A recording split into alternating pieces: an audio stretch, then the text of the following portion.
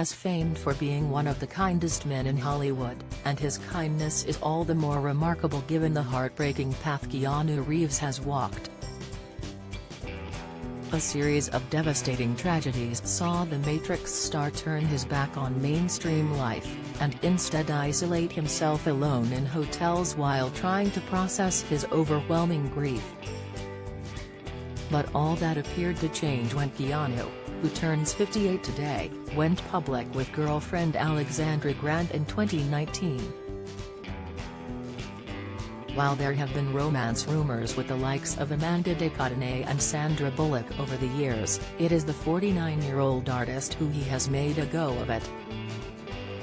For more of the news you care about, straight to your inbox, sign up for one of our daily newsletters here. When news of the relationship first broke, it sparked a wave of joy among Keanu fans, who have long hoped he would find his own happy ending after enduring more than his fair share of heartbreak. His childhood was fraught with grief after his father abandoned the family when Keanu was just 3. His dad was arrested for possession of heroin and cocaine, and sentenced to 10 years in jail in 1994 before being released in 1996. They no longer speak. The story with me and my dad's pretty heavy.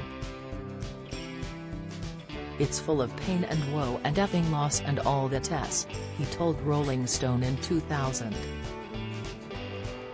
Keanu left high school without a diploma and embarked on an acting career, getting his big break with indie crime movie River's Edge in 1986, followed by Bill and Ted's Excellent Adventure in 1988. But in 1991 his younger sister Kim was diagnosed with leukemia aged just 25. Keanu devoted himself to her care, suspending filming of 2 Matrix sequels to be by her side. When she was in the hospital he was there with her all the time, sitting at her bedside, holding her hand. Sometimes, it's almost like he doesn't trust himself to have a relationship with anyone, a close friend told People at the time. She went into remission in 1999, just a year after he met actress Jennifer Syme at a party for his rock band Dog Star. They fell in love, fell pregnant and were looking forward to the arrival of their baby daughter Ava when their dreams were shattered in an instant. The tot died in Jennifer's womb and was stillborn on Christmas Eve, just a month before her due date. Heartbroken, Jennifer is said to have suffered postnatal depression before grief tore her and Keanu apart. They split soon after but were rumored to have been trying to work things out just before her sudden death in 2001, aged just 28.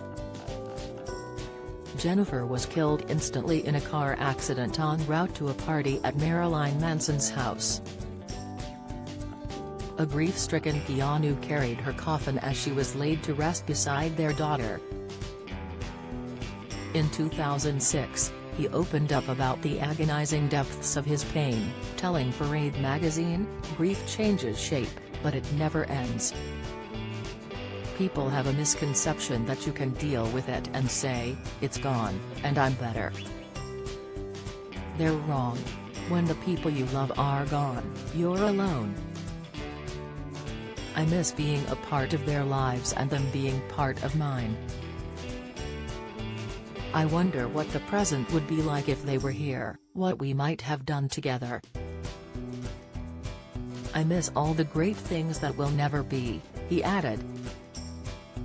With his domestic dreams shattered, Keanu instead embraced a rootless existence, remaining single and living out of suitcases in hotels. For 4 years he called Los Angeles Chateau Marmont home. Sounds quite bohemian and gypsy-like, doesn't it? He quipped of his lifestyle in 2010. I'm down to 1 bag now, and smaller rooms in hotels.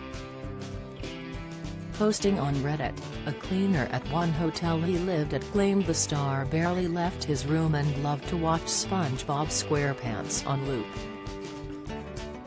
He got to know all the staff, asking them questions and remembering details.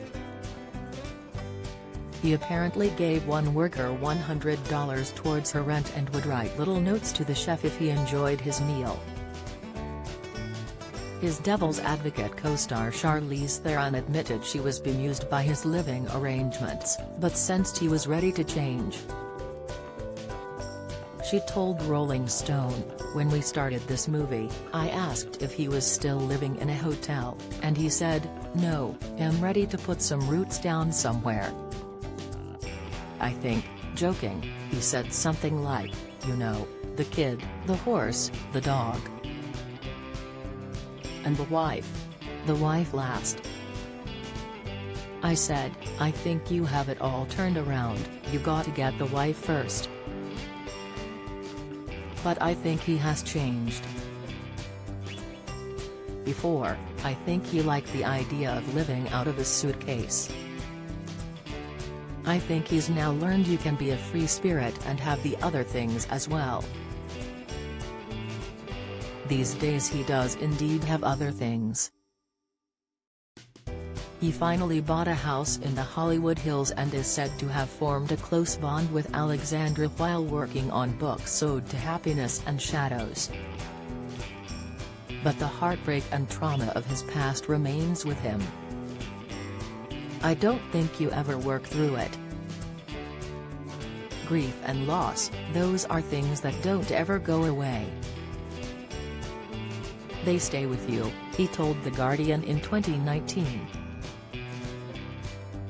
"It's always with you, but like an ebb and flow. Have you got a story to share? We want to hear all about it. Email us at yourmirror@mirror.co.uk.